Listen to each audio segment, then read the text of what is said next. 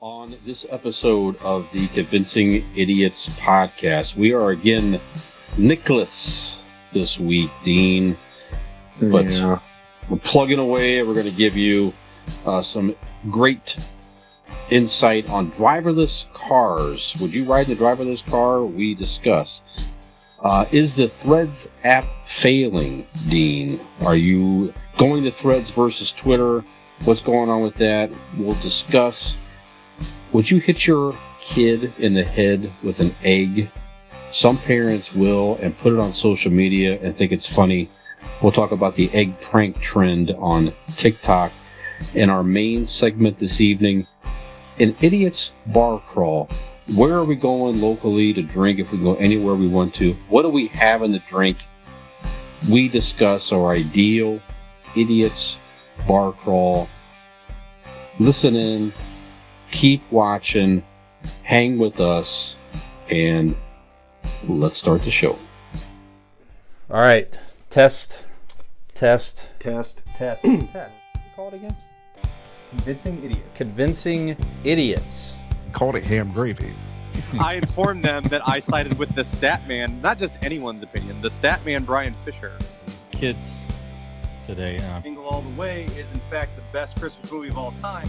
I need to get Grandma a present, and my herpes is flaring up. I got it. Mm-hmm. Yo. I'm the millennial We're Santa. three friends representing three different generations. That's our whole shtick. That's our thing. Mm-hmm. Nick got the whole poop. Mm-hmm. I'm standing in the sea Awesome. breeze, holding a turd, just mightily. I'm just going hitting hats. Anyway, on a lighter note... And welcome to the podcast. Welcome to the vodcast. Welcome to the broadcast. Boys and girls, welcome to the show. This is Convincing Idiots. My name's Dean. The Zennial. I'm Brian Gen X. And again, silence you hear is young Nikolai is unable to join us again this week. There's rumors. Have you heard of the rumors, Brian? Something swirling about. Why don't you elaborate? Yeah, well, last week, if you tuned in last week, he tried the hormone injections. That's what stopped him from coming on the show this week. Yeah. They didn't quite take Testosterone last week. Yes, that's right. Yeah. The testosterone. So this week he's going the opposite. He's going to try the estrogen. Maybe just embrace the small teen-like body that he has, and maybe grow some tits. Who knows? We'll see how that works out for him. Yep. But hopefully he will be back next week. Maybe with a nice rack. We'll see. There you go. Yeah, it's all about balance. I don't know. That's right. I guess he's just trying to figure it out. Absolutely. So, well, yet again, I'll have to do the millennial job here. There you go. To tell you where we can be found and all that good stuff. So we are the Convincing Idiots podcast. We're a podcast of three friends from three generations talking all things pop and nerd culture. We tried, didn't work. Nobody liked it. No, just the first 4 episodes. It was not that great, so we had to change it up. That's right. You might be listening to us wherever you listen to podcasts. We can be found on Apple Podcasts, Spotify, Overcast, iHeartRadio, Amazon Music. Wherever you listen to podcasts, we can be found there. Simply pull up the Convincing Idiots podcast. The groans coming out of your grandma's bedroom. That's right. Exactly. Give us a follow or subscribe, rate and review where you can. Helps others find the show, especially Apple Podcasts. We appreciate that. You might be watching us on our YouTube channel at Convincing Idiots, or perhaps on the Boss Code Media TV network. You can find them on your smart TV or portable device. Simply pull up the Boss Code Network app, download and subscribe. We're on there with other creative content providers. All show information can be found in 2 main places. If you just can't remember anything I just said, just simply Google Linktree Convincing Idiots. It's simply a page with links to our social media, etc. And our website. If you go one place, go there, convincingidiots.wordpress.com. All show information is there. Links to new episodes, links to videos, bios. Our merch store is there, Dean. Ways to sponsor the show if you are so inclined. Everything's on the website. Everything. Tell a friend, share us, like us, all that stuff. We appreciate your support out there. Comment, rate, review. That's right. That's right.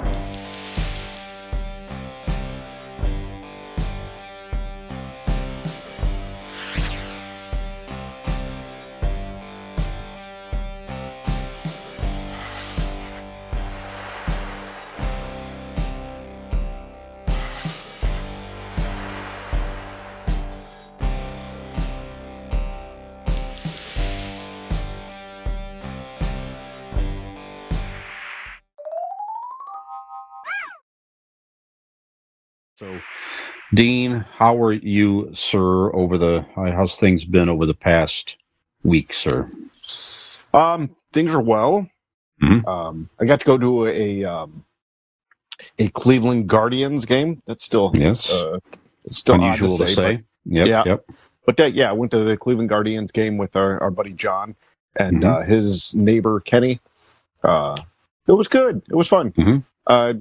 I try to get out there at least once a year, and this was it. We had really good seats. Beautiful I think we're like 12 rows up from the whatever home plate, whatever. I don't know what I can call it. It's not courtside or field. No, the field. From the field. Yeah, from the field. Yeah, right. 12 rows up from the field. Yeah. Yep. Yeah, it was fun. It was a lot of fun. When you get there early, they do a $2 beers, and you get 2 at a time. So we took advantage of that. Yeah. There you go. It was Coors Light, but that's all right. And it was. I've been known to have Coors Light. Yeah, that's right. It might be something I might do on a bar crawl. Stay tuned. That's right. That's right. Coming up in a later segment. Also, so is a former Cleveland player Manny Ramirez was inducted into the Cleveland Hall of Fame, right? Not only were we there, there was a bobblehead, Manny Ramirez bobblehead giveaway. And, so I have a Manny Ramirez bobblehead up on the shelf. Very good. And part of the great Cleveland teams of the early to mid '90s. Yeah, that should have won a World Series, but they kind of choked. But that's okay. Yeah. That's okay. There's always next year. Yeah, it's not going to be this year. No, it's not going to be this year for sure. No, absolutely not. So what about you? What have you been up to? Nice weekend. So Allie's daughter Marlo marches in her high school band. She's a senior this year, so it's the last of everything. I've been through that with my daughter Peyton. It's bittersweet when you wind down your high school years. Sure. All those years of activities and everything else, it's just all kind of coming to an end. But it was the first football game of the season last Friday, so we got to go see the band march. They did a great job, so that was really nice. And then Saturday, I was invited to the game with you guys, which I appreciate, but I was not able to go because we celebrated, as I mentioned on last episode, I mentioned again here, my beautiful daughter and intelligent daughter, Peyton, has just graduated college officially on Saturday from Kent State University. And congratulations, Peyton. Yes, thank you. And accepted her first job offer as a graphic designer, which is what her degree is in. So we went to Sarah's Vineyard locally here in Northeast Ohio. It's a beautiful winery. We had a great table. Me, Mom, Joey, Peyton. Allie was in Columbus shopping with Marlo for the day, so she couldn't make it. But we just had a great afternoon. Again, beautiful weather, nice celebration. What was some of your favorite wines there? They have a good sweet red that I like. Okay. The name escapes me now, but we had that. They have actually a very good pizza there, a wood-fired pizza. So if you are in the Northeast Ohio area, Cuyahoga Falls area, go check them out. They were just down from Blossom Music Center, literally almost right across the street, Dean. It's from Blossom. Yeah, so. Actually, I just drove by there yesterday for work. Very good. Yeah, great place. Great place. We should definitely have another adult, evening or afternoon there or something like that. So, yeah, so very proud of her and her accomplishments. So that's it. That was my highlight of the week for sure. Then just simply back to work this week and all that good stuff. So looking forward to your event this weekend, sir. Go ahead. Oh yeah, beer tasting party, 11th annual beer tasting party. Well, what do you remember? You said that we invited you to the baseball game. Nick was invited too, but he had the only thing he said that like he had a foot fetish, and then and then he said, "Never mind, I'll talk to you some other time." I don't know what that meant, but it was weird. It may tie to why he's out tonight. Who knows? I don't know. Good call. Don't know. Well, Nick is missing out yet again, but have you seen anything interesting? Want to get into some idiot reviews? I did. Have you seen, what have you seen over the past week? All right. So I watched the first 2 episodes of Ahoska. I watched it when the motherfucker dropped 9:00 Eastern Standard Time. I literally hit play as the 9:00 hour hit it, and 2 episodes played, and it did not disappoint. Have you seen it yet? How they're doing it. I was just watching the second episode right before this recording. I did see the first one. Very good. Yeah, great job. Absolutely. If you're a fan of the Clone Wars TV show or Rebels, you'll get a lot of the stuff. Even if you're not, visually, it's awesome. You want lightsaber fights? You get a lot of lightsaber fights.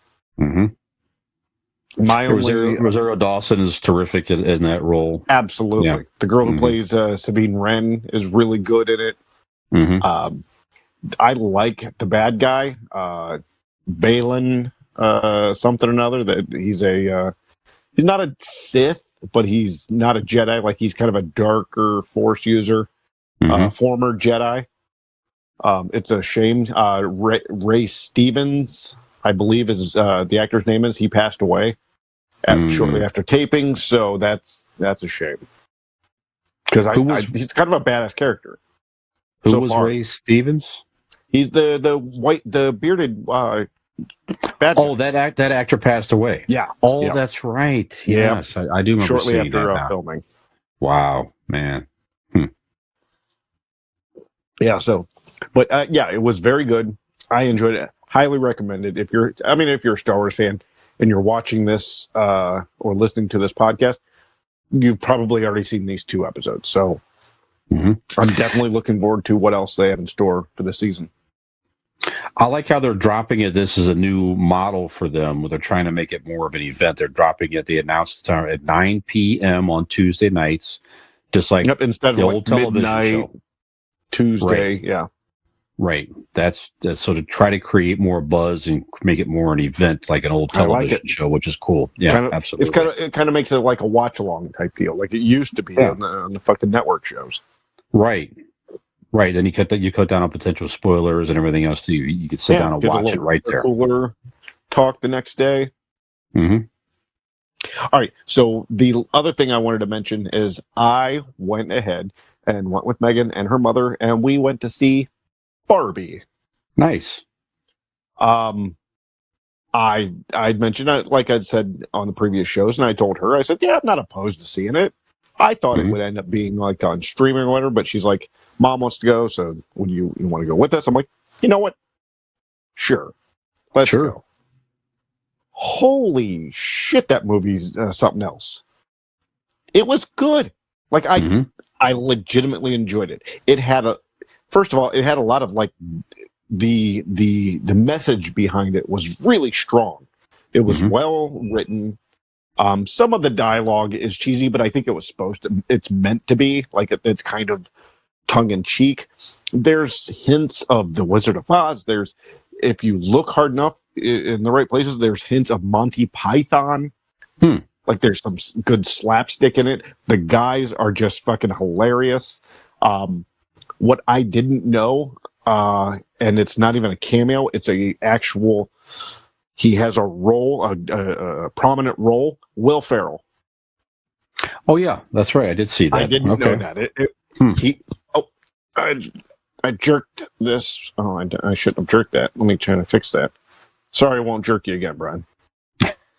And what is Dean jerking? You have to just watch the video. That's right. To tune into the YouTube channel to see what I'm jerking. Yeah. No, I thought it was really well done, and I don't know. It's a movie studio. They're going to try to make a sequel, right? I mean, that's just how things work. Money rolls in, so they're gonna do it. They don't need to. The story's good, but I could see where they could probably, like, I don't know, try to do a sequel. I don't think I'd recommend it, but Margot Robbie is, how do I put this? She's Barbie. She, there's one of the best lines. Helen Mirren is the narrator. Okay. And one of the lines in there is where she's all sad, and she said she feels she's Barbie saying that she's ugly, and then they pause the shot, and the Helen Mirren comes the voiceover and says something along the lines of to the directors and casting, if you want to make this point, Margot Robbie probably wasn't your best choice about being ugly and stuff. Again, doesn't do it justice. You should see the movie. If you wait for streaming, fine. But yeah, it was very, very good. I recommend it. Yeah, I definitely I do want to see it for sure. Yeah. Yeah, we appreciate the invite there as well, Ali and I. We had dinner plans at the time we had. Okay. It's just the timing was just not good on Tuesday when you go see it, or Wednesday, not Tuesday. Last night.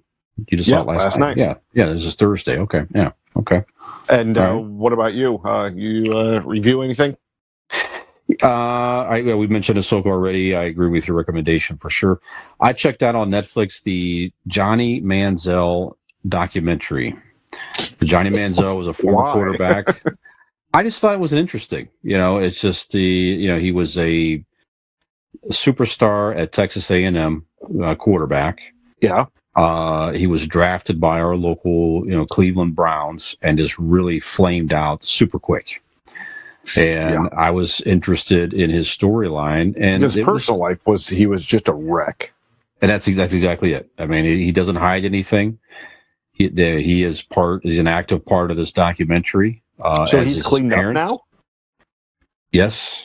Oh, okay. Yeah. He is literally living with his parents, it seems, just trying to, well, it's not like it's tough living. I mean, these people seem to be a little bit, well off and all that. Yeah. But he's just trying to keep his life together right now. Huh. So, but just a whole interesting background of,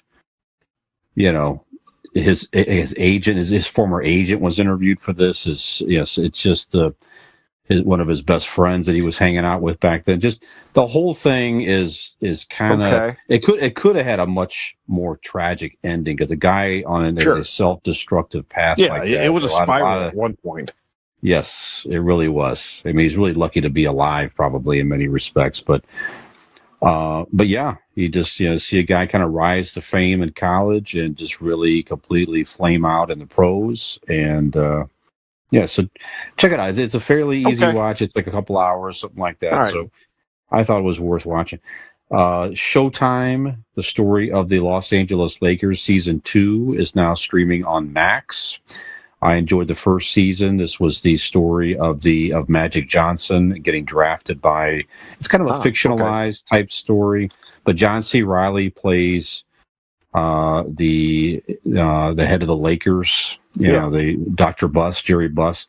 He's just great in that role. The guy that plays Magic is just, all the actors are very good. The guy that plays Larry Bird is great. So it's fun. If I loved basketball in the 80s with the Celtics and the Laker rivalry. So for me, it's all the short shorts.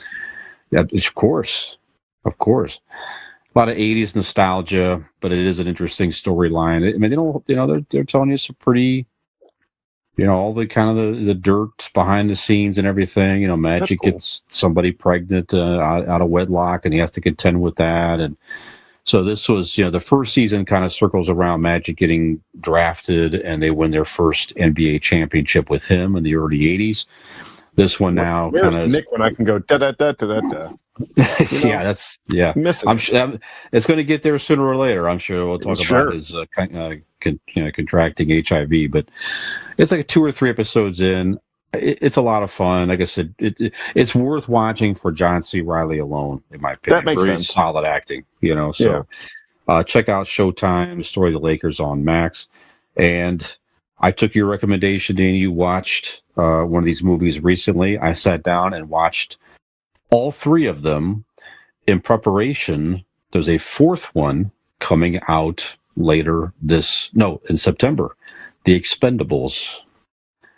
I had not watched The Expendables. Did you watch the first one recently? That wasn't me. Okay, well, somebody was talking about the first one. I've never seen any of the other ones. I've seen the first one before.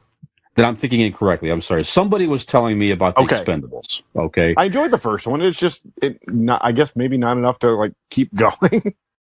But yeah, the new one's coming. Oh yes, the 4th one is coming out in September. You know what? A lot of fun. It's just purposely over the top, ridiculous. It's like so many former action stars of the 80s. They purposely rehash their old taglines in the movies. Arnold Schwarzenegger is in these 3. Any tagline that you sort of think you want to hear him say again, you will hear it. I'll be back. Did he say "Get to the chopper"? Huh? Did he say "not a tumor"? I don't know that he said "not a tumor." I'm not sure about not the action. Tumor. The action. Sure, the action side. What they one of them, they rescue Wesley Snipes. It was his first. I think it was his first movie appearance after getting out of jail. Oh, when he got out of jail, yeah.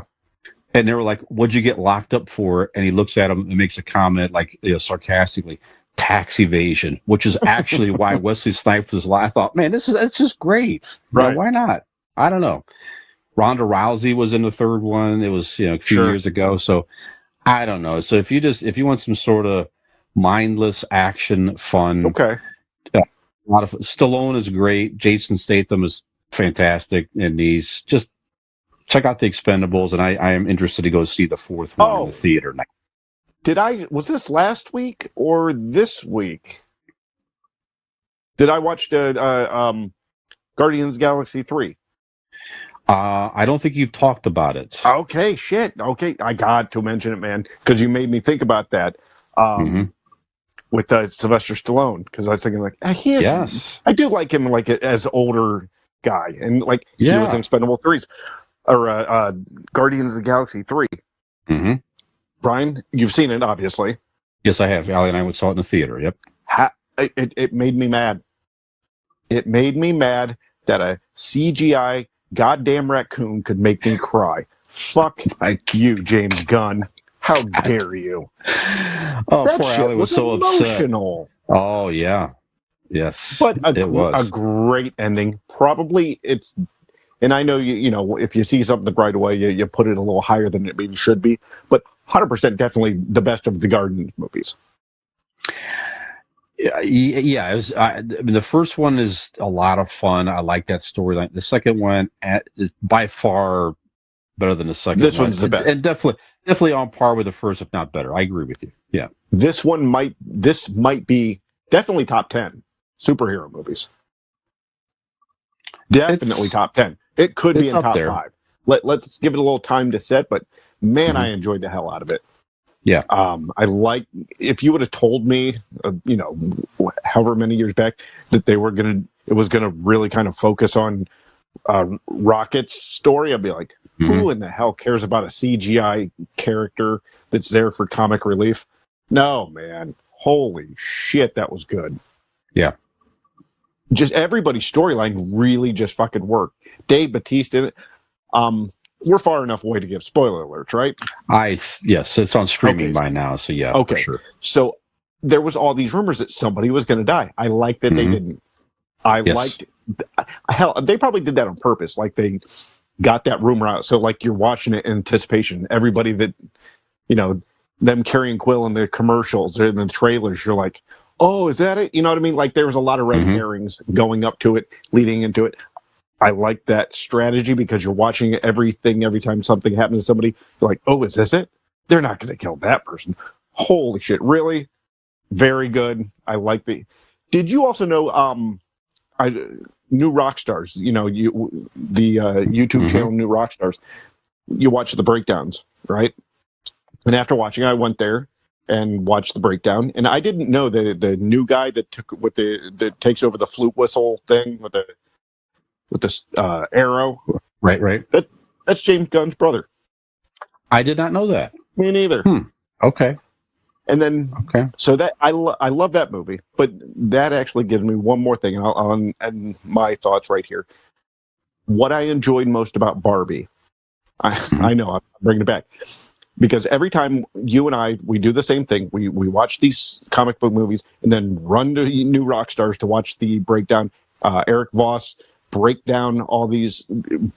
breaking down all of these movies and TV shows and stuff. Megan finally did it with me. We came home from Barbie, we got a beer, and we sat down and watched the fucking Eric Voss break down the Barbie movie. That was cool. That was a cool moment. I enjoyed that a lot. Yeah, I've seen clips and different things out there, but they definitely refer to a lot of like old actual toys and Ken dolls and different things. Yeah, that's great. Absolutely. Different fashions of the Barbie. Yeah, that's really cool. Two of the really Ken clever. dolls one played Shang-Chi in whatever that the ring 10 rings. And then one of the other Kens was the bad guy in the Secret Invasion movie or TV show. So yeah, a lot of kind of cool tie-ins. So yeah, very good. I just talked way too much, so that's all I have to say about that. No, not at all. Some good stuff, good recommendations out there. So, all right, Dean, let's take a break then, and we're going to come back with some pop culture headlines and our Ask an Idiot question of the week, which may involve cars, but very unusual cars. Cars that you mean like the ones with Mater and Lightning McQueen? Kind of in some respects, if you will. And we'll talk about the tie-in there maybe a little bit. But you got to come back after the break.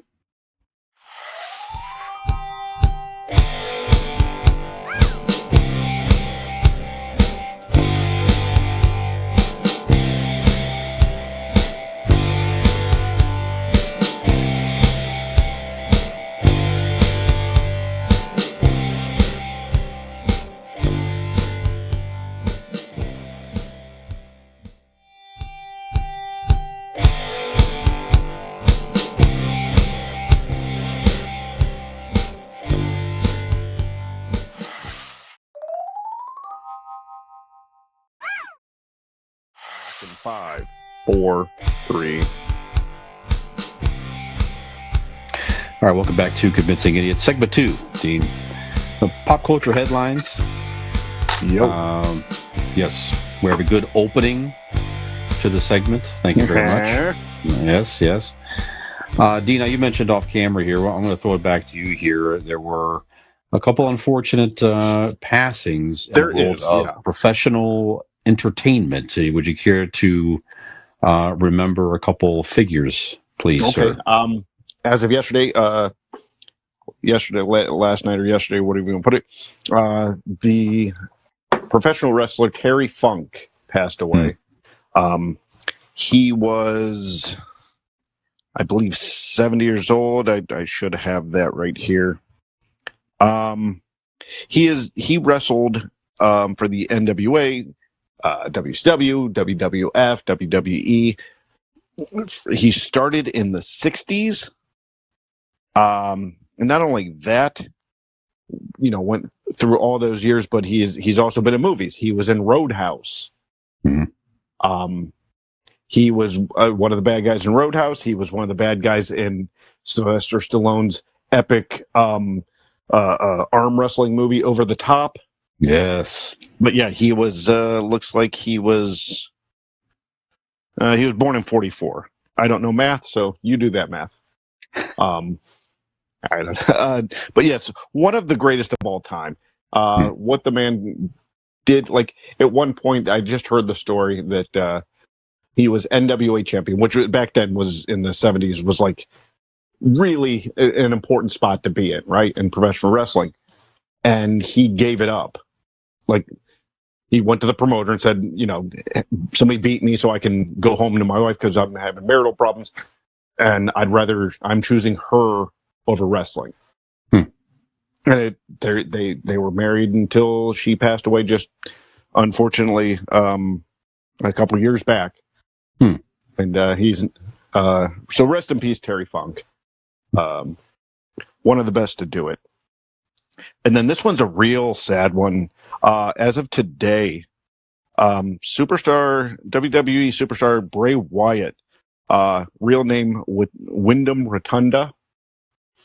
He was 36 years old. He had been battling an illness.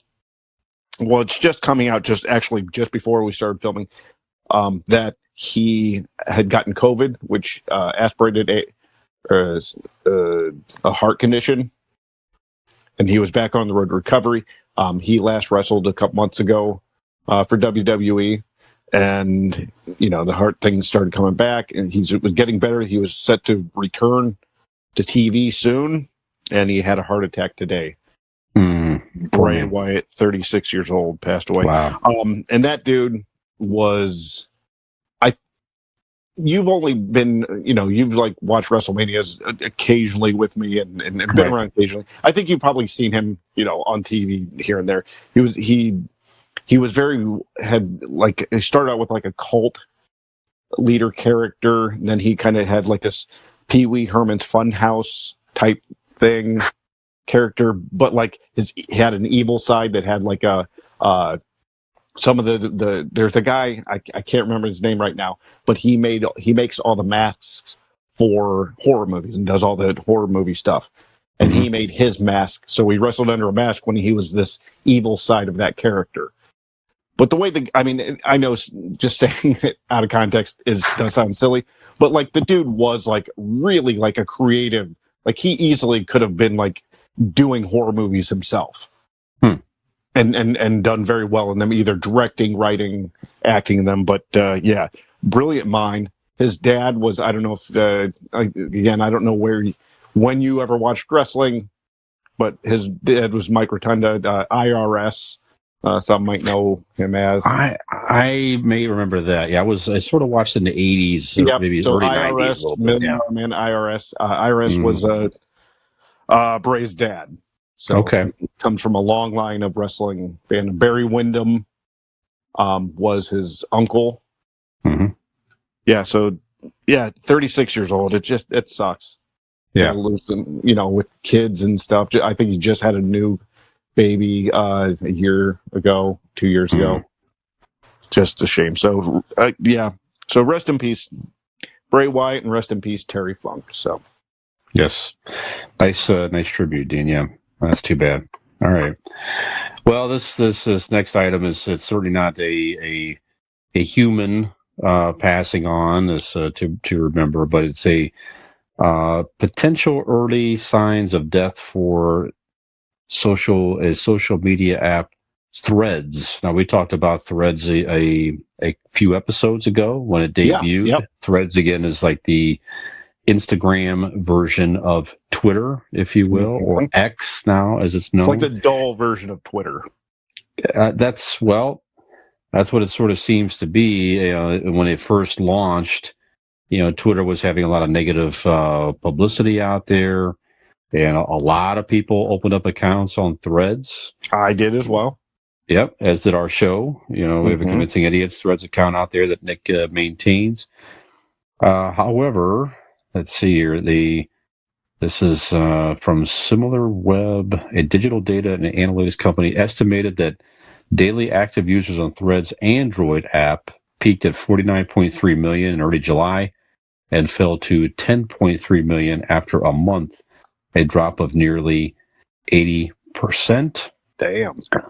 Data for iOS and Google Play shows similar trends, according to July numbers from mobile app intelligence company Apptopia. So Daily active users on Threads peaked around 26.7 million a week after its July 5th launch, and dropped gradually to around 13.5 million by the end of the month. So some of the questions out there people are asking are, what's the draw? What's the continued draw to go to Threads versus Twitter? And it seems like that's really been a tough question to answer. Go ahead. I and some of my Twitter compatriots went there because they thought Twitter was going under. I mean, there was a brief moment where everybody was like, "Oh shit, this is the day that he just shuts off the fucking lights." So there's other apps that people are trying out just in case Twitter goes away, because you have a man-child billionaire running it. So who knows? Yeah, Twitter's annoying with the ads and the inherent racism that's being pushed in people's faces lately. It's kind of being brought to the forefront of your algorithm for no reason. So you just kind of go past it and look for jokes or for news or for boobs or for whatever you go to Twitter for. So why stay on Twitter? So that's the question. And obviously, if you could answer the question, you probably could make somebody a lot of money. Why stay on Twitter versus Threads? Go ahead. I got a text message from Scott Oswald, who might be a good time if you want to mention. Well, let's just bring it up now. Yeah, so Scott is a one of the partners at one of our sponsors, Golden Heart Tattoos in Norton. Scott texted me this week just to check in and see how I was doing, by the way. Is he going to be at your place this weekend? He is. Okay, great. He is. So we'll see Scott, and you can see Scott if you contact him on Facebook at Golden Heart Norton, Norton, or give him and his partners a call at 234-706-2982, or find them on the webs at goldenhearttattoos.com. They do great work. Obviously, he's done work on you and I. So Great artist, great patience, very good. So, and he is a wrestling fan. Okay. We've known each other since we were kids. I got a text from him today saying, "Oh my God, Bray Wyatt's dead." I'm like, what? I clicked out of my text message app. What do I open first? Twitter, X, whatever you want to call it. There was a thread going for because today is when Donald Trump was surrendered to the in Georgia, and people wanted to see his mugshot. So I kept checking it for that. So I use it for news. I use it to tell jokes that I can't tell on Facebook. Random, stupid, silly pop-up in my head jokes. Even if nobody's listening or I only find them funny, it's that itch that it gets that out. So I use it for that.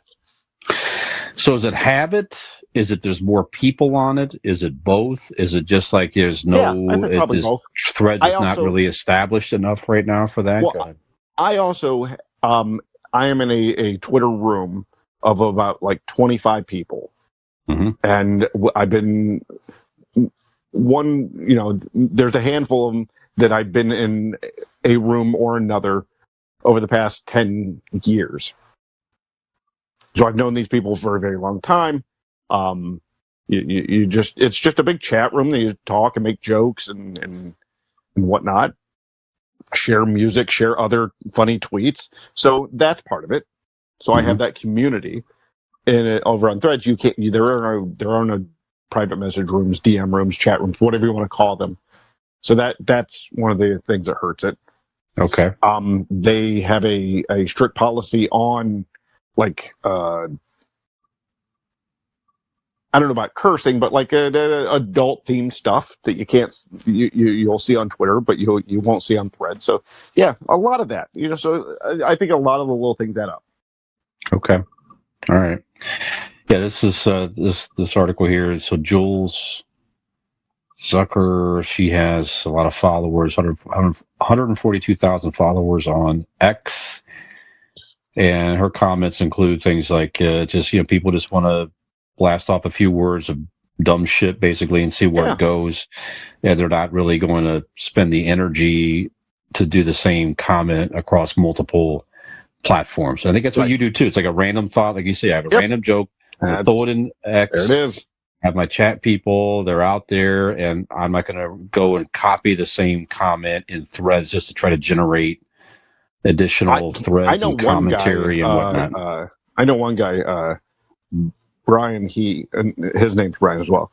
Mm-hmm. This guy actually, on a few different apps, will think of different jokes for each app. Oh, That's exhausting. I mean, the dude's brilliant. Like, he's a smart motherfucker who is really funny. Mm-hmm. But he thinks I've seen different jokes, same kind of time frame, and he puts them in different places. I mean, I don't have that. It's exhausting to think of one every fucking couple days. Yeah, these guys are just on it, like on a kind of hell within like hours, all day doing it. I'm not that smart nor that funny, so you that's get a one level of time commitment and everything else too, right? But, yeah. Okay. All right. So, do you see? Is there any, in your opinion, is there any chance that? And that's what this lady's opinion is as well. That her opinion is Twitter is just too big. It's not going to be overtaken unless it just folds completely, and/or there's something really heinous that comes out from Elon Musk that's like, we can't even be a part of this any further, and we have to jump ship. So, right. Okay. No, I don't think that. I don't think people even care at this point. I mean, they were saying it when he bought it, but I don't think people actually care. The only way it goes away is if it goes away. Okay. Yeah, I tend to think the same. It's too big. It's too, whether people like Elon Musk or not, there's too many groups of people out there, and it's just too easy to keep going into X. Threads is not established enough yet. I think it'll hang around. I don't think it's going to disappear. I think Zuckerberg is probably going to try to keep it running, just in the sense of, you may get people that jump ship. Sure. Maybe Twitter falls. Doesn't mean Twitter's doing any better revenue-wise. Maybe it's the mother's version of Twitter. Because like that's another thing I didn't like is that they just took my contacts from Instagram, who are people in my real life. Like nobody in my no family and very few friends follow me on Twitter. Mm-hmm. It's more of just strangers, so I can feel free to tell anything, any kind of joke I want.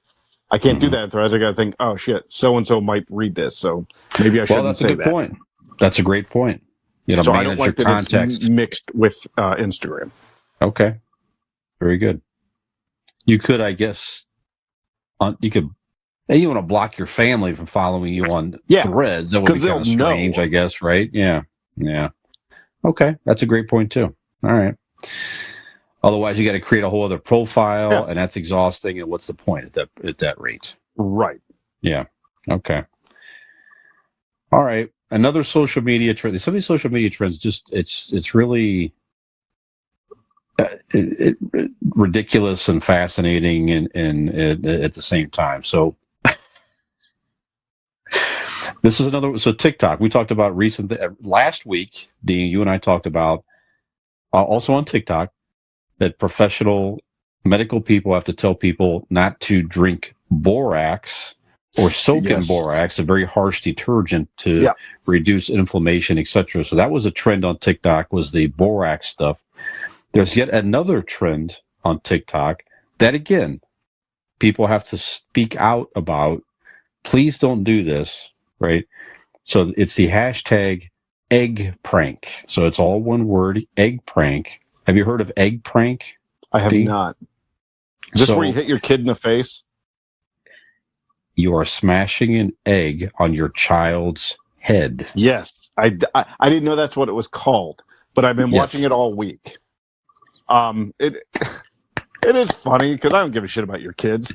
So it is funny to see kids get hit in the face with eggs. Their reactions are cute and funny. I don't know if I would have done it, but I don't know. Why are they saying not to? Like, it's not harming them. Well, it might be. So first of all, it's what they're saying. So commenters have expressed concern that parents might physically be hurting their children, or at the very least humiliating them for a social media laugh. So it has more than that. This hashtag has more than 670 point. Well, okay, so there's a good point, right? So the hashtag itself has over 670.7 million views as of this article that I pulled today on the 24th of August. So it's what could you imagine? So you imagine Carter's a young man. So would you ever imagine smashing an egg and putting it out there publicly for a laugh? I don't know the name of my YouTube channel, but Carter and I think it's Carter and the Dad is our YouTube channel. We have been making videos since he was little. We haven't made one in a while. And so mainly a lot of the humiliation comes from where I put it on myself. But, well, that's totally different. But there are some things that it can be considered embarrassing and stuff. I mean, I'm not above it. I'm that dad. I'm the pranking dad. I will pull a prank on him and be more than proud when he pulls one back, as he has. So no, I don't.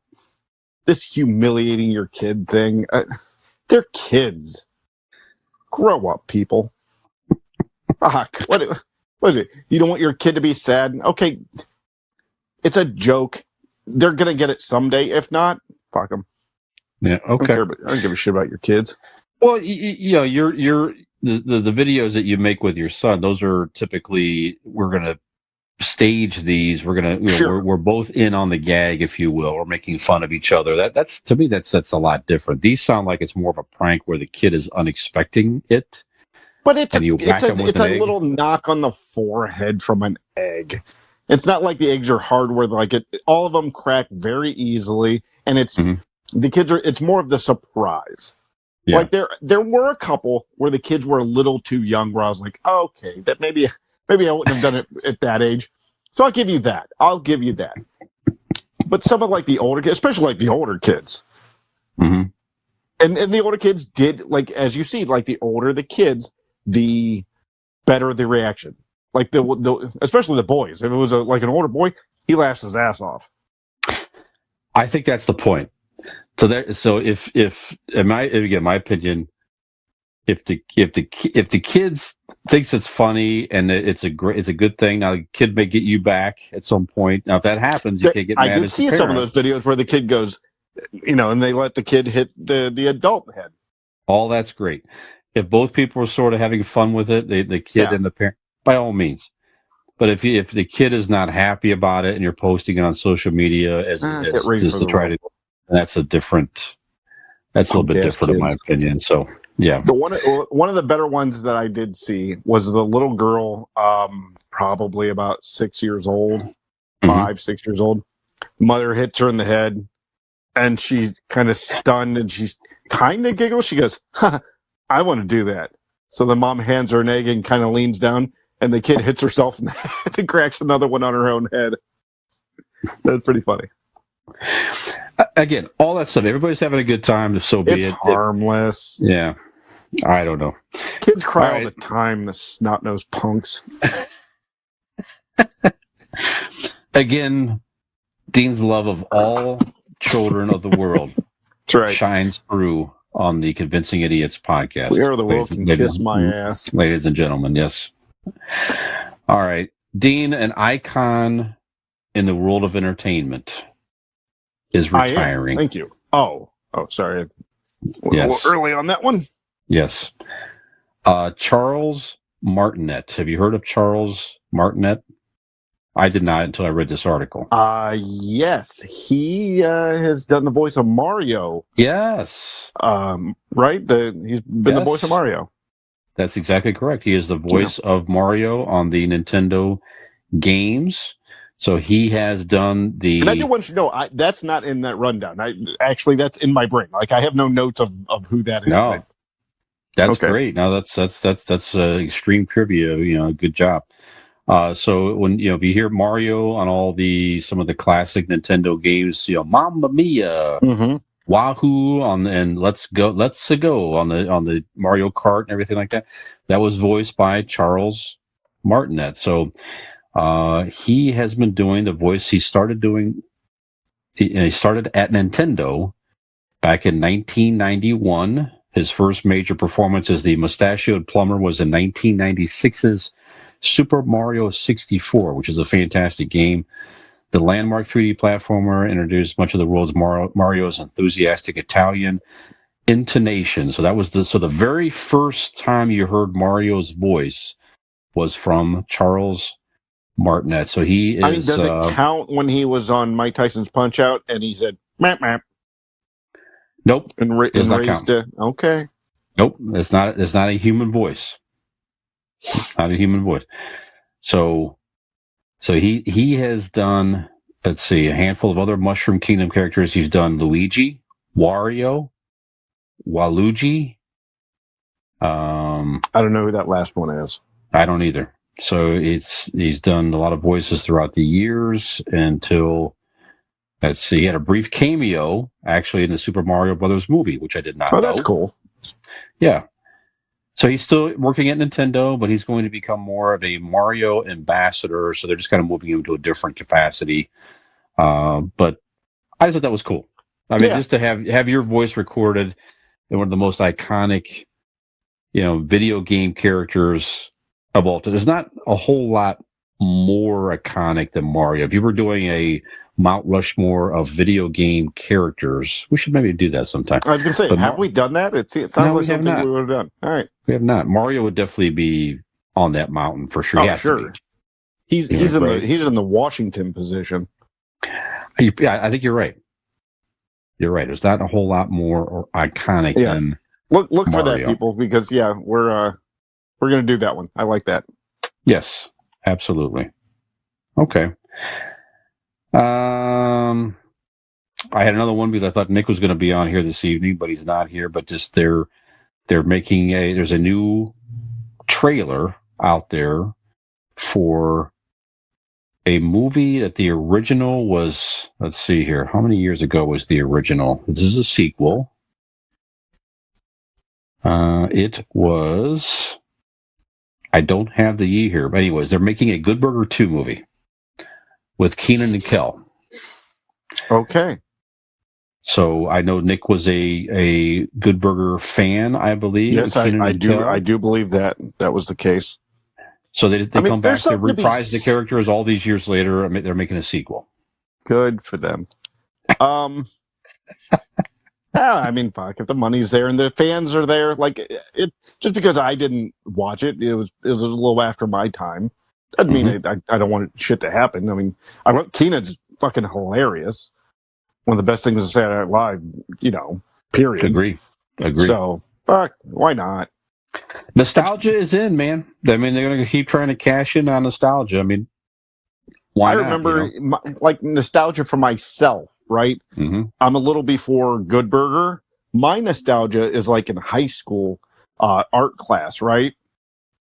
Am I fucking sitting there painting my little Dean faces and my little Dean trees and looking over and seeing this big old hunky fella painting his little Aaron Blake trees and Aaron Blake faces. Mm-hmm. Because Aaron Blake, I've known this dude for so long, and now he's not painting trees, he's painting life with love and tenderness. How does he do that? What is his paintbrush? Insurance. Mm-hmm. See, Blake Insurance is an Erie insurance agency located right here in Barberton, Ohio. They provide auto, home, renters, and business insurance with honesty, decency, and affordability. Erie Insurance is above all else in service. You want to call 234-571-5359 or visit BlakeInsuranceLLC.com for your free 5-minute quote today. When you do, tell that little tree painter that the idiot sent you. Very good. Excellent. Excellent. Well, Mario is known for driving a Mario Kart, right, and several video games, right? Yep. In the world of vehicles, very interesting. I mean, it's really some of the news stories out there they don't sound even real these days because they're so futuristic sounding, right? Sure. So the headline, this is an actual headline: robo taxis are making enemies as they go around San Francisco. So the city of San Francisco is piloting. There are apparently hundreds right now of driverless cars that you can hail like a taxi service. So you go into like a Uber type app, right? Okay. You call up a ride, right? And a driverless vehicle will pick you up. You unlock the vehicle with the app of the company, right? You get in there, it gives you instructions, but it is a completely driverless experience. It has all kinds of sensors and things around the vehicle, and it takes you where you want to go. So there were some reporters from the New York Times that did experience this firsthand and went through it. And the one guy was kind of comparing it to like you have like he talking about his daughter. His daughter was a young teen driver, very cautious driver, almost overly cautious.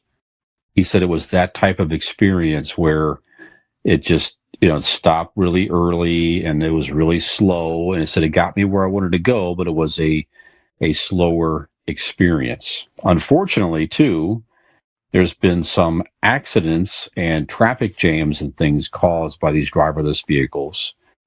One killed a small dog recently, which caused a lot of concern. What was more fucked up is that he did it with a hammer. Yeah, that's right.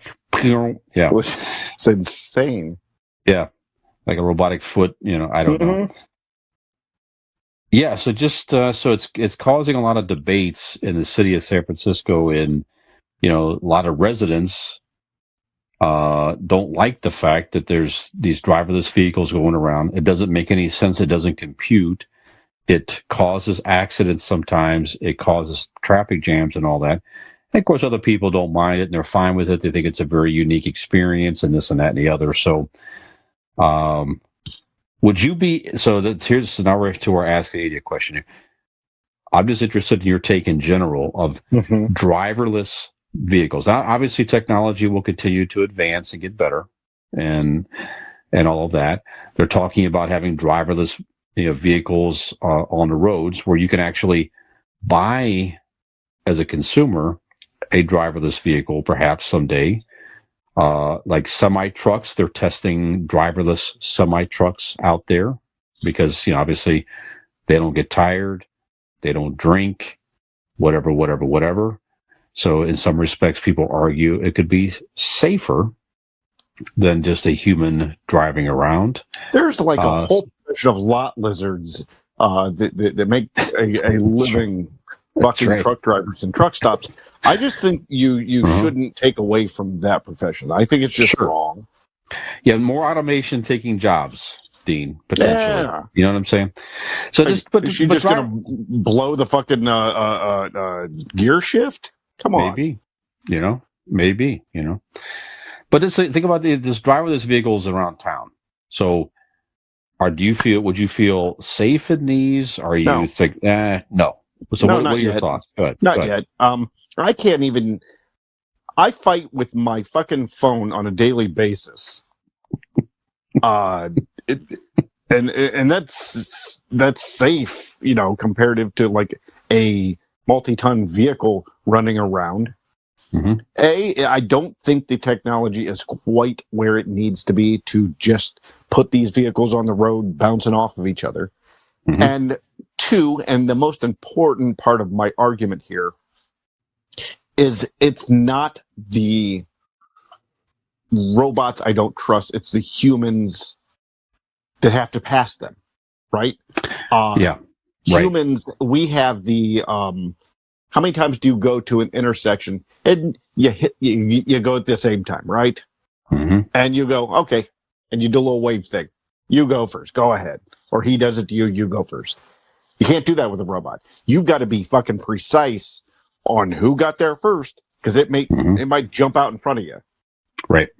And that's just one example. There's a lot of road examples that take human intuition and thought to manage.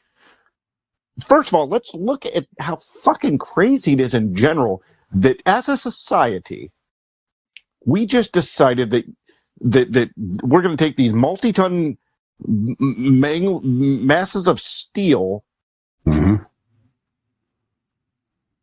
and put them all over the road. And we can just go zip it in and out. And all it takes is passing a test with some sleepy fat guy next to you going, good job, here's your license. That's all it takes. Mm-hmm. And then we trust that for the next 50 years. That's right. Yeah. It's ignorant. That's right. It's asinine, but we do it. You're making too much noise, Cat. It's asinine. So humans shouldn't even be behind the wheel. Now, if you take every car off the road or every person off the road driving and put all automated cars, I'm good on that. There's still room for error because technology has glitches and stuff like that. But in general, it would be safer. But to mix robots and humans, logic against intuition is not a good fit. Yeah. Well said. I tend to agree with what you're saying. Yeah, it's like you say, from a human driving perspective, if you could be a very, good driver, and like I said, as we know, there's certain things. I'm a good driver. Well, there's certain things that you watch for, like you say. I mean, you're at a four-way stop, let's say, like you said, and you could see somebody is clearly on their fucking phone or something like that. They're not paying attention. You're watching for the little things. Exactly. You see a ball, bounce across the street, then it's like, well, maybe there's a kid that's going to be following that ball in 2 seconds. You're watching the ball bounce in like 2 yards over, and you're seeing it bounce, and you know that you're judging of like how long that ball's going to take. You know what I mean? Like, yes, I get computers could calculate that too, but as far as I know, as far as the shit computers that I have in my life, I don't trust it yet. Right. No, you're right. That's a very good point when you're blending the two. It's awful hard to blend the two. Like you said, it's something that's watching strictly for sensors and cameras and all that. It's just what's literally in front of it and around it versus the logic and the intuition. And like you said, somebody's going to inevitably get impatient, try to fly around a robotic car, and who knows what happens. So I don't know. So it's just something to be. And it's more people, I understand, in San Francisco are not as thrilled with the idea as they've seen traffic jams and some accidents and different things like that. So I don't know. I think it's going to continue to have some challenges to get off the ground in other major cities. It's going to take a long time. I guess I don't understand the benefit, really. I guess I don't really understand, like, what is the benefit to maybe for the companies that are maybe running these things, because you're not paying people, and these are electric cars too, so it's not like so you are cutting down on emissions and different things. Sure, so which is good. That part is good. I understand that too, but I don't know.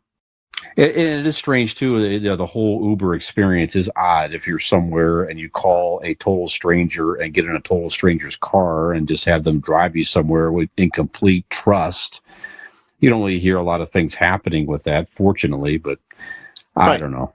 So yeah, it's just something to keep an eye on. I just thought it was fascinating. There's just something about being behind the wheel and that tangible feeling of driving. Right. Or even better if you were on an electric bike. Even better. Even you're on better. electric bike. That's the feeling, because you get the that feeling of a power in your hands and the electricity between your legs when you ride a bike from RPM Bike Shop. That's exactly right, Dean. So they're testing driverless electric bikes. So we haven't quite perfected the technology, right? But what would be the point? I don't know. I have no idea. You just put your hands down?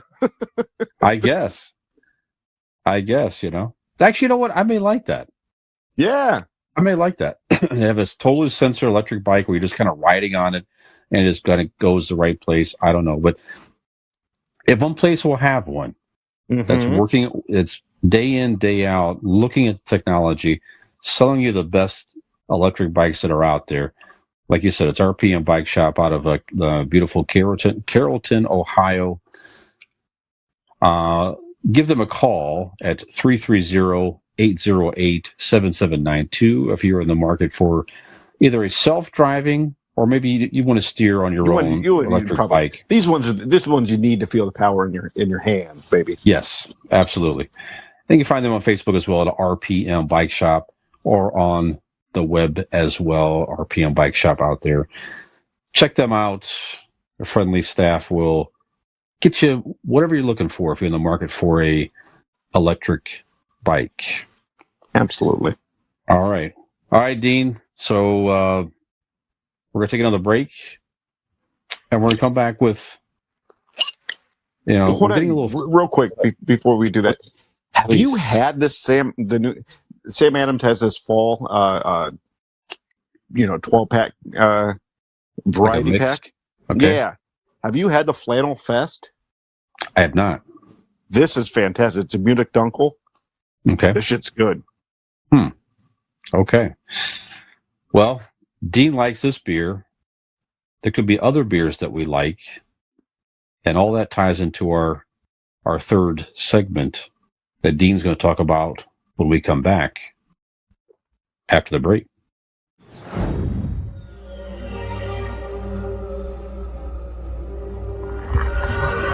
New for 2078.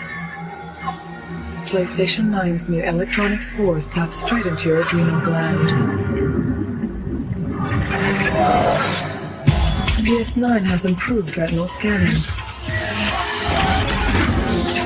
A mind control system. Holographic movie surround vision.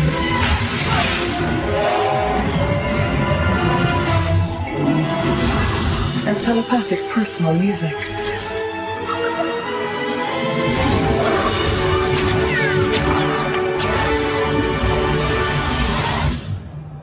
The ultimate just got better.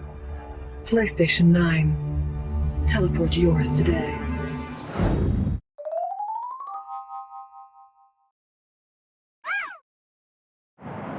Five, 4, 3, 2.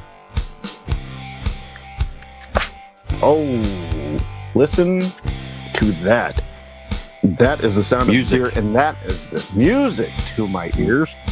And Brian, and that is the sound of segment 3 beginning. Welcome back to segment 3 of episode 154 of Convincing Idiots. We are at our main event. And our main event this week is an idiot's bar crawl. Where would we go? What would we drink? What is our favorite drinks out and about? And this is just a different way of presenting it, right? So, Brian, if we're on a bar crawl, you, me, Nick, we're bouncing from bar to bar. What do you start with? Like before we get into the specifics, what do you start light? Do you start with a higher octane drink, so to speak, and then work your way down, or do you just kind of mix it up and depending on where you're at, how you feeling? Yeah, I think to me it's just wherever we're going. That's the first thing. So I don't mind mixing it up a little bit.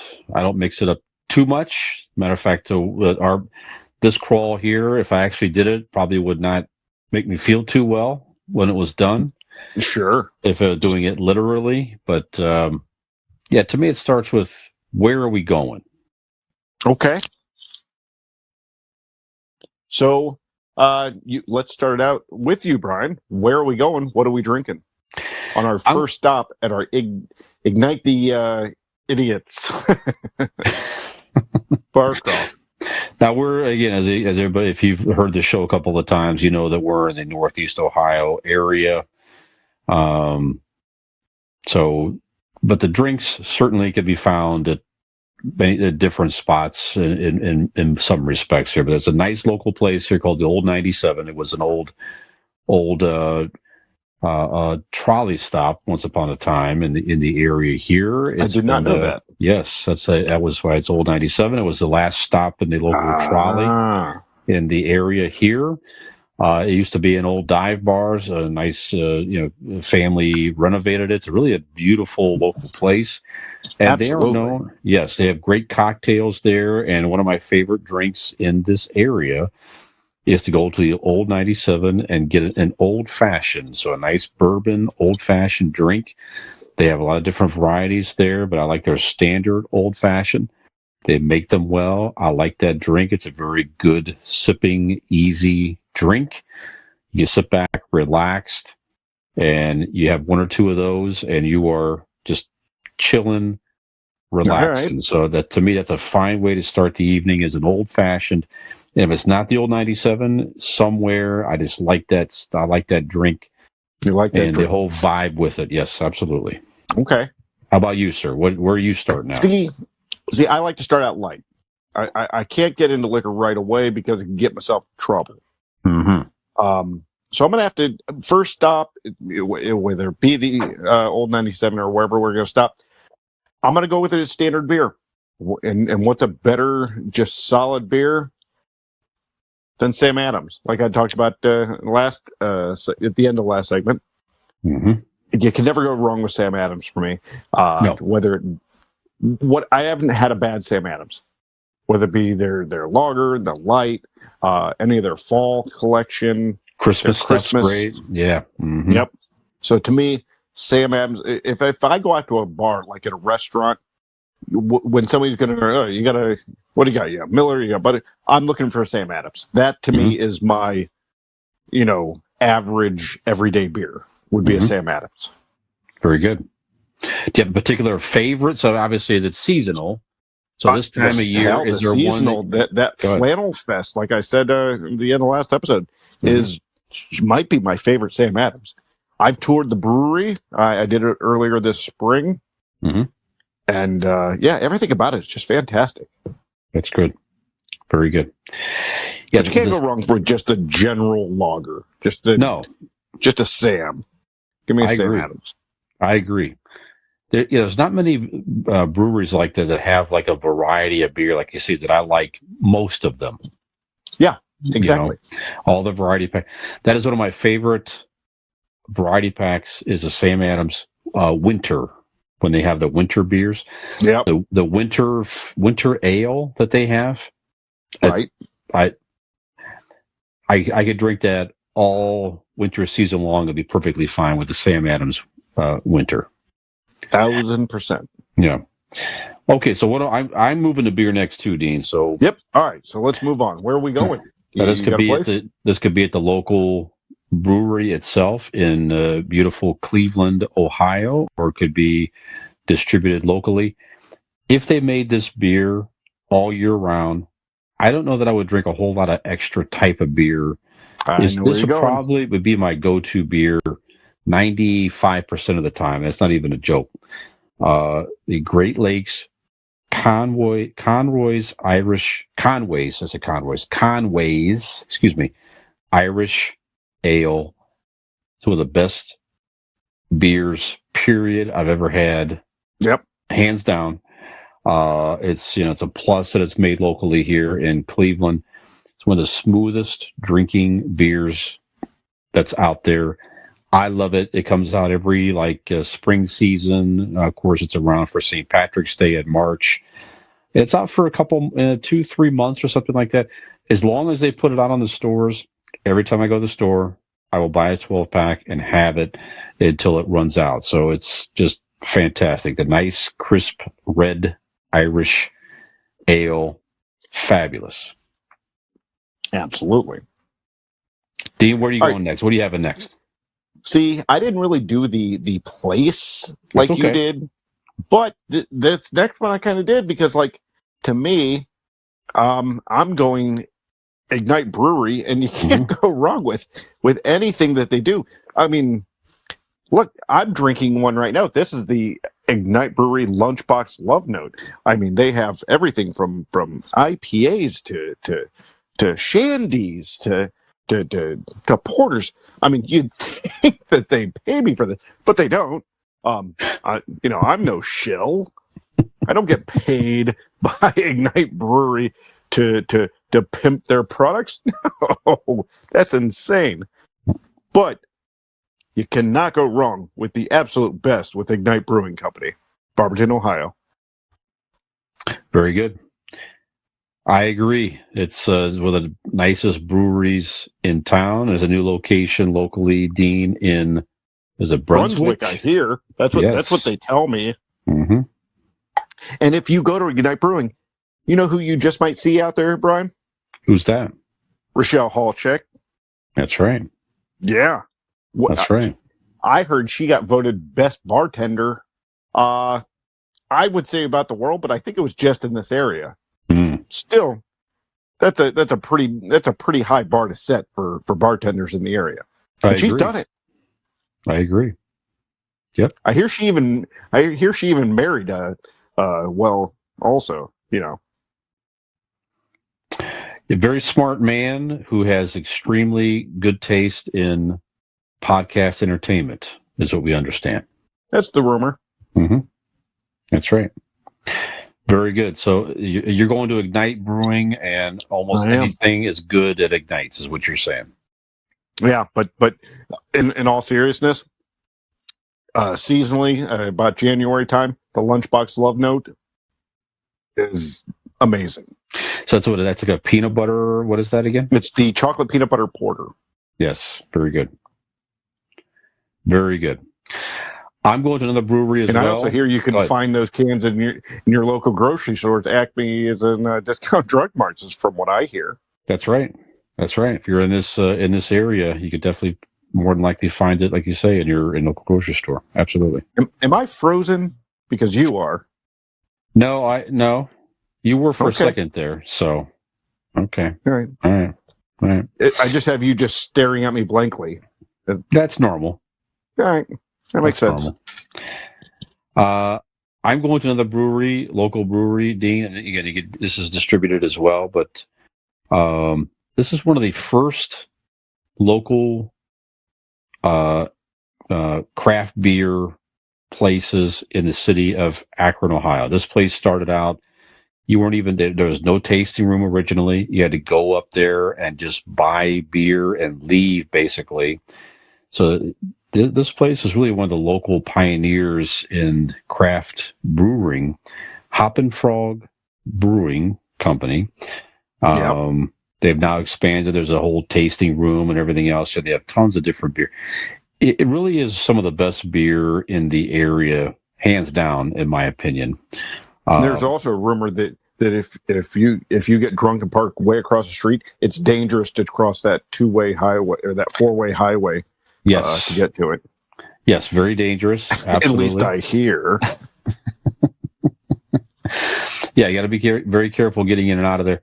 It's across from the historic Goodyear hangar in the area, so most people have certainly seen the Goodyear blimp at one stage or another, but the actual hangar of blimps is right across the way there. Can we take a sidebar real quick? Sure.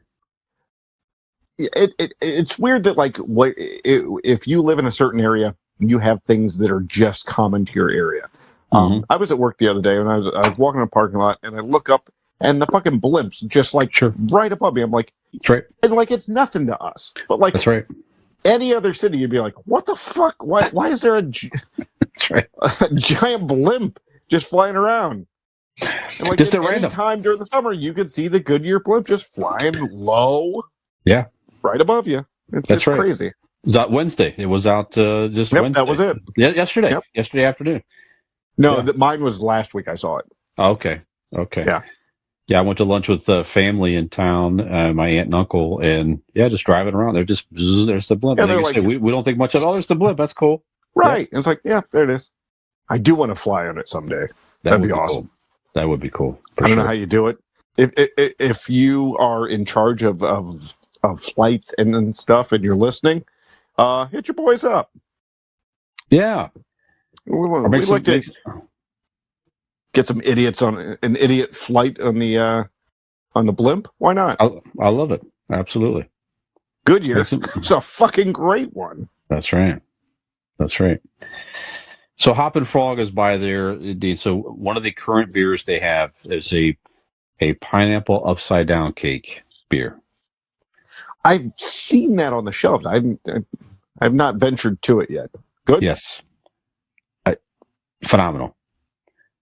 Okay. I've been there a few times. Every time I go, I have to at least get a sample. It's that good. It's not super sweet, but it's just a completely unique type of beer. Pineapple upside down cake from Hoppin' Frog Brewery in Akron, Ohio. There you go. Beautiful. Yes. All right. What do you have next, Steve? Go ahead. Wherever we stop, it is my hands down my favorite beer in general. It is my go-to. It is my warm Linus blanket. It is Guinness. You cannot go wrong with a solid pint of Guinness. There's something about the taste. There's more like where the other beers are like pack flavor. This is just, you can't replicate that perfect blend of whatever that is. Perfection. That's what it is. It's perfection. Guinness is just I was gonna say cold, but you shouldn't drink it like ice cold. It should be cooler, almost room temperature, depending where you're at. And that's my goal, is to get to Baltimore, to the Guinness Brewery, the U.S. Guinness Brewery. You and I have talked about it. We should do it. Yeah, I like that idea. My brother Joe lives out there in Baltimore. We can use that as a visit. I love it. Let's do it. Guinness Brewery. Now, do you like you prefer the straight Guinness? Do you like the black and tan with like the Smittix mixed with it? Or is it just depends on the mood? I enjoy those, but you can't go wrong. Like my go-to is Guinness. I remember when I was in my 20s, and where it was all natural light, right? And I woke up in the middle of the night, or I didn't wake up. I was done doing whatever in the middle of the night, and it came downstairs, right? And I was thirsty because I'd worked up a man's thirst, right? So I go downstairs with my man thirst, and all the beer's gone. And what the fuck? What, are you gonna drink water? You see what that shit does to pipes? No, thank you. So I see the only thing left is a Guinness. I'm like, I've never had one of those. Fuck it, I'm thirsty. So I crack one open and just drop it back. No. Yep, that was wrong. Spit it in the thing. I'm like, what is this shit? And like, I was talking to my buddy like a week later. He goes, that's really the absolute worst way to drink it. So he gave me one, and we did it up proper, and I'm like, this is my life now. But yeah, the first time I spit it out. I don't recall last time I had a Guinness. I'm not opposed to it. I just don't necessarily think about. I get sad if I go a long time without one. Okay. I at least try to have one every couple months. Okay. You think when you have one? Let's go have one. Let's go find a pint. That sounds great. Okay. So Guinness. All right. Yep. My next place, I'm mixing it up a little bit here. So, and by the way, this is not if I was actually, like I said, doing all this stuff, I would not be driving. This is assuming somebody. This is getting the electric driverless cars to take us. Yeah. Now then, I would be fine, right? So any reservations you might have, you have this bar crawl we're talking about here. You're probably going to be a lot more relaxed and be okay with a robotic car, driving you around town, right? So I'm going to head over to Uncle Tito's, which is a very good Mexican restaurant, it can't go wrong for me with just a nice margarita on the rocks. Okay. With a salt rim. Now, Uncle Tito's locally, they're known for making a fresh margarita without the mix, but just give me a nice standard lime margarita. I don't necessarily need all the shit, the blueberry or the watermelon margarita. I mean, all that's fine. If you like that, hey, more power to you. But I'll tell you, I have go ahead. a banana margarita Okay. from out in Talmadge. Yes, La Mexicana. Yeah. Yep. Yeah. Their banana margarita is beautiful. Not opposed to it, but if You just don't need it. No, you just don't need it necessarily. You're right. It's the standard margarita. If I go to a Mexican restaurant, it's just like a must-have. It just makes the whole experience. Just give me a nice margarita. So I'm going to go. How to, are you on, you can name the Mexican tequila? restaurant. Straight tequila. See, if it's good tequila, I'm fine with that. I could sip a nice, good I've thought about tequila that, like getting a bottle of tequila for home, just to like have over the rocks and just sip it for like like a nightcap. Absolutely. Like I had the rocks tequila just recently, the Terramana. That shit was good. That's some smooth shit there. I just got a bottle of Sammy Hagar's brand Cabo Wabo tequila. I've only had Cabo Wabo like in shots, like back in the day. Now, the older you get, you're like, oh, you don't. It's a waste to do shots. Like, why do you not want to taste it or do it? Like, So, but now as a older, I'm like, now I kind of want to try it. You know what I mean? Because I don't remember what. I've always loved the taste of tequila. I think what it is. That's actually an interesting point. I think that tequila, for certainly those in our generation, that's what you did. You weren't thinking. That's right. You weren't thinking about taste. Yeah, right. It was just like the standard, salt, lemon, and shoot it, and you suck the lemon off because it was like we were getting sort of the rock gut level of tequila, Right. See, I learned at an early age that I couldn't even do that. Like I'm like salt and lemon. Why do I want to take if I'm drinking this liquor, shouldn't I enjoy the taste? No. Why drink it if you're not going to enjoy the taste? So I learned to enjoy tequila where I don't, even if I do a shot now, like here's the salt lemon. No, thank you.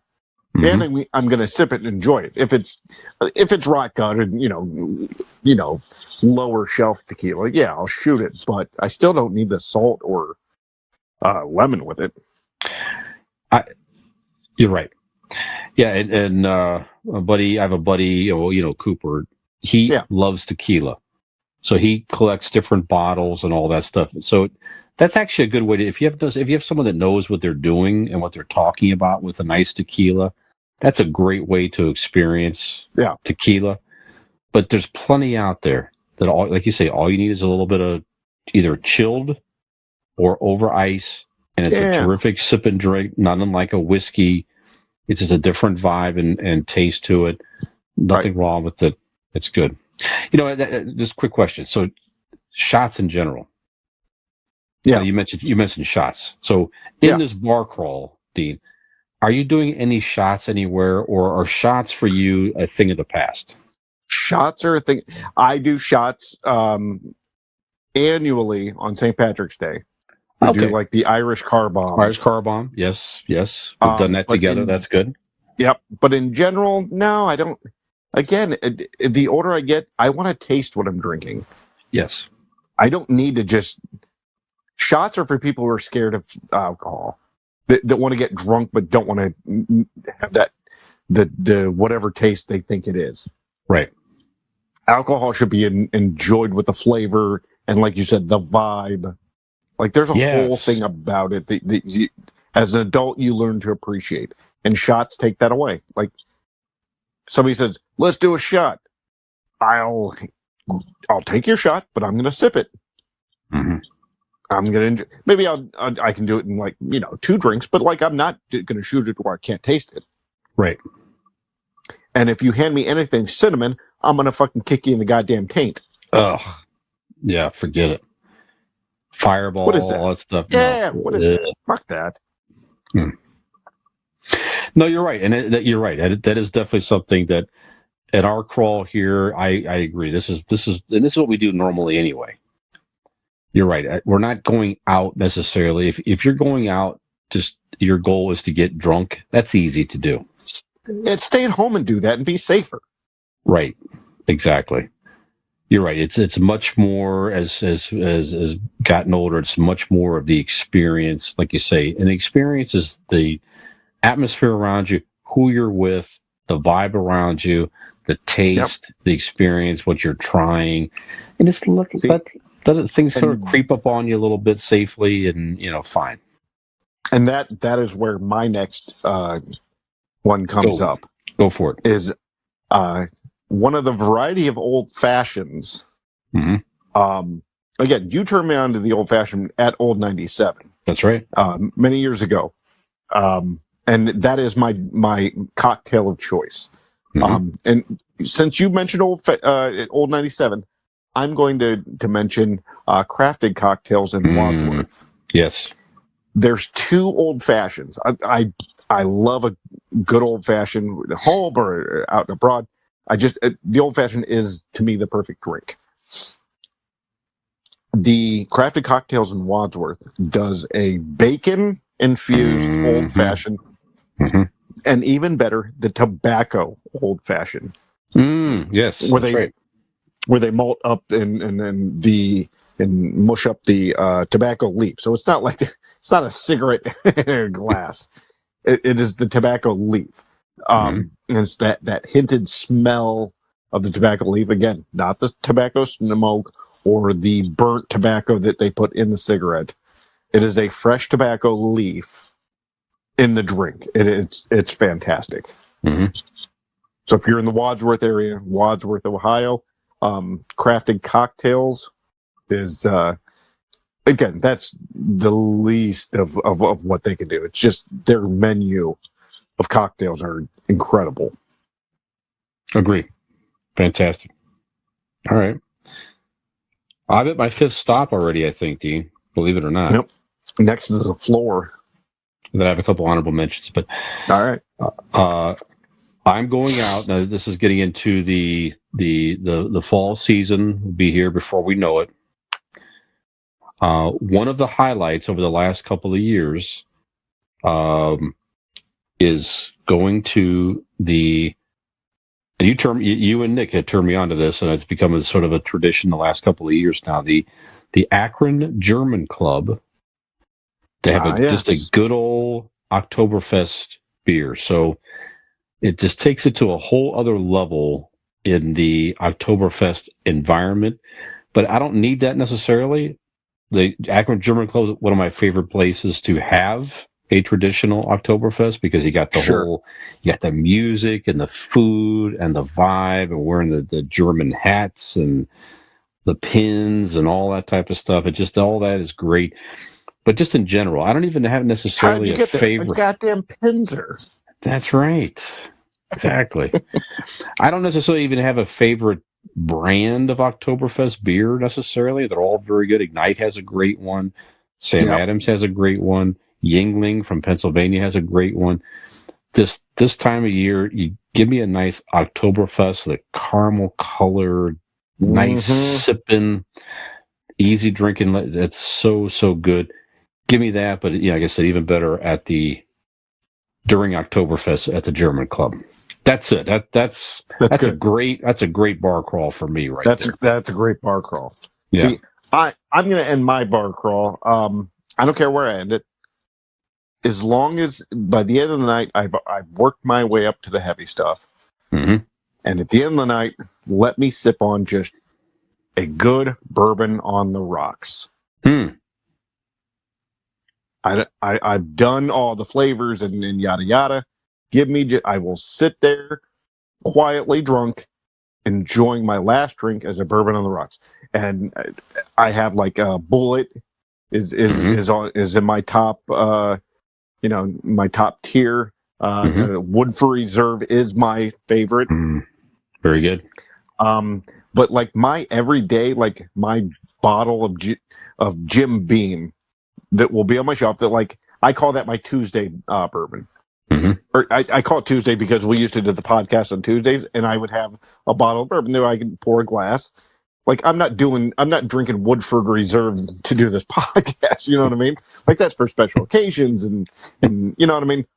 If I'm just running through it on a podcast night, Jim Beam is not only solid but fucking delicious. And they even have some like good flavors. If you ever done, especially in the fall, Brian, if you ever done this, they have a Jim Beam vanilla. Mix that with apple cider. Okay. Oh, there's your drink. You want a fall drink? You make yourself Jim Beam vanilla and apple cider. Okay. Thank me later. I've had the vanilla, but not mixed with anything. That sounds good. Yeah, they have a honey. They have a maple. The maple is very, very good. Maple's very good. Mm-hmm. The only one I didn't care for was the fucking spiced one. Like I said earlier, I don't need the cinnamon shit. Okay. Yeah, but all those flavors are good. But yeah, bourbon on the rocks at the end of the night. Sit back, just reflect on everything, you know, all the experiences that we've done tonight, and just sit back and enjoy. It sounds good. I'll recap your 5. So what five drinks and things are you have on your ideal bar crawl? Starting out with Sam Adams. I'm gonna enjoy the next one is anything from a night brewing company, but the Lunchbox Love Note in general. Guinness, the solid Guinness. I'm gonna go to an old fashioned, class it up. But at the end of the night, I'm taking everything away. I'm stripping it down to bourbon on the rocks. Very good. So you got more whiskey. Yep. Okay. I have an old fashioned also, an old 97. The Great Lakes Conway's Irish Ale, Red Irish. It's super great. A pineapple upside down cake beer from Hop and Frog. Just to give you a nice margarita. You could name the Mexican place. It's hard to get a bad margarita, frankly. That's true. I mean, really, at the end of the day, right? But even better if it's a fresh and not the mix. But Uncle Tito's locally is fantastic. Hey, give me a good old Oktoberfest beer and the big stein, the whole thing. Ignite sells nice big steins, Dean. But preferably at the Akron German Club during Oktoberfest with the music and the food. Maybe drink it out of Das Boot. Sure. Yeah. Absolutely.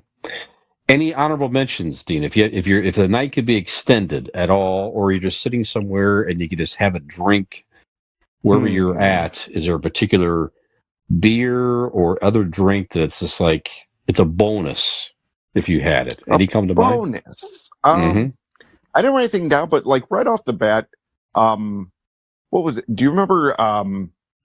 I remember it was like one of the first craft like beers that started coming on the market in the area. That, you know, higher price, but it was Founders or Breakfast Stout.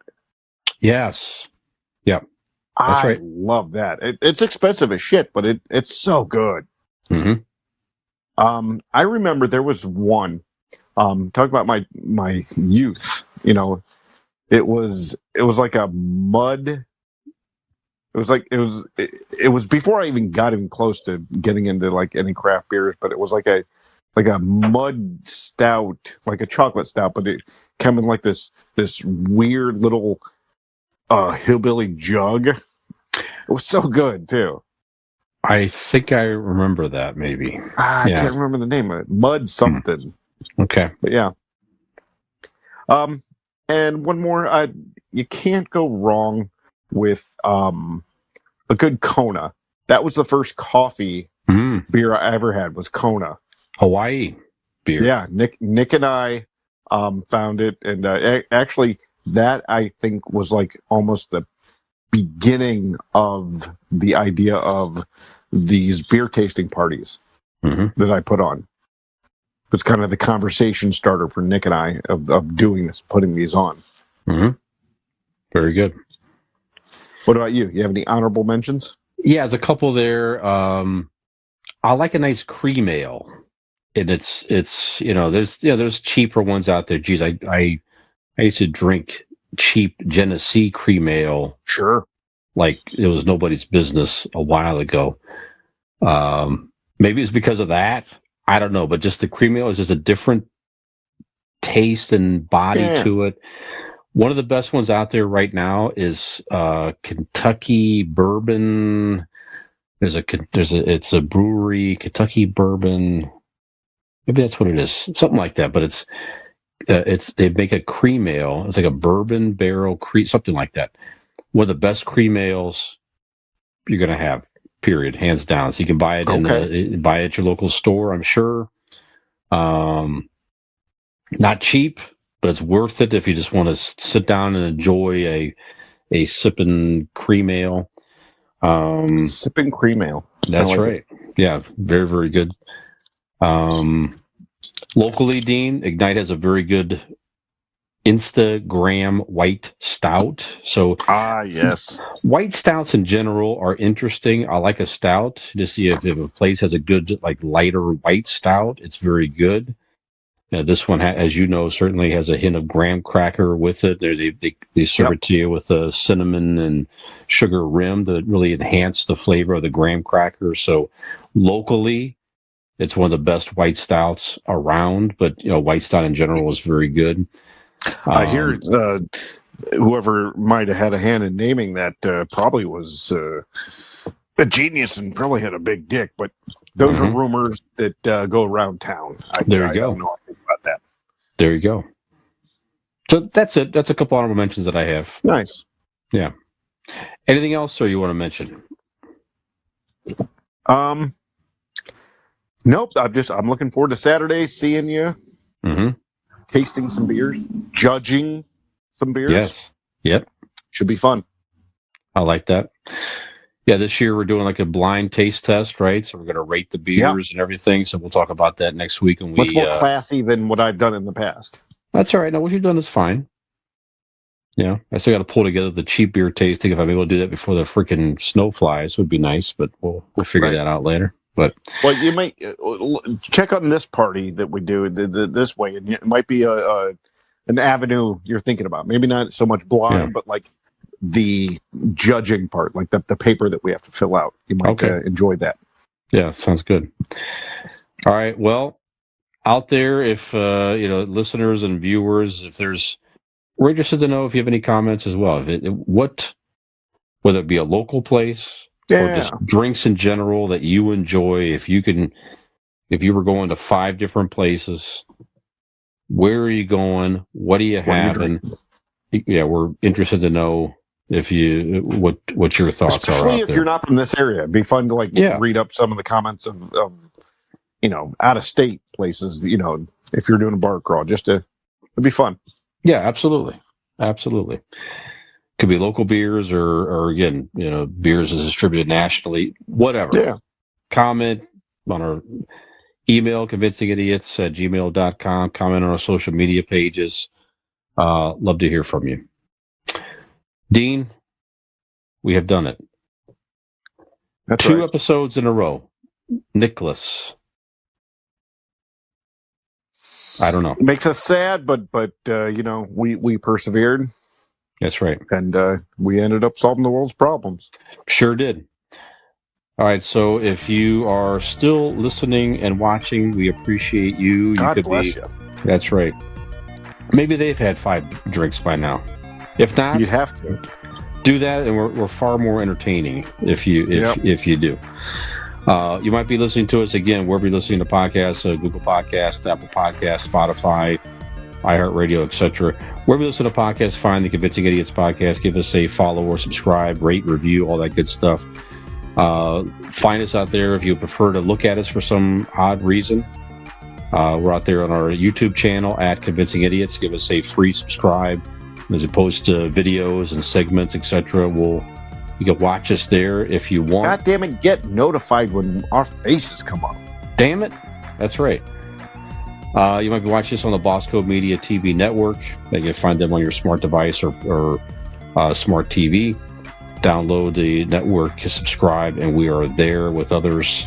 Also, all show information, again, Linktree, Convincing Idiots, or our website, convincingidiots.wordpress.com. And have we convinced you to have a drink and toast to fine podcast, pop culture, and entertainment? As my voice cracks.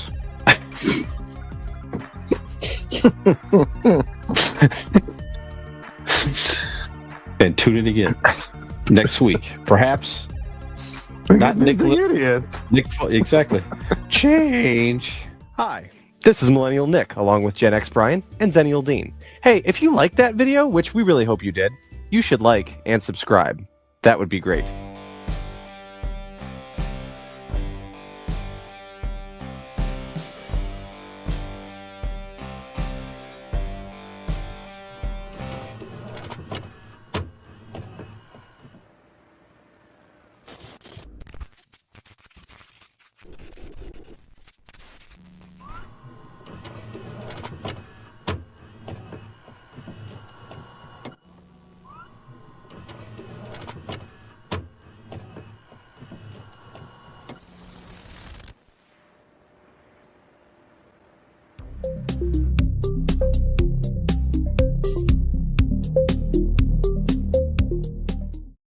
Ham gravy. Got to stay tuned to see and hear the podcast. So wherever you get your podcast, Apple's, Stitcher. God damn it, I fucked it up. Stitcher, by the way, is gone. Not I that know. you knew that. That's okay.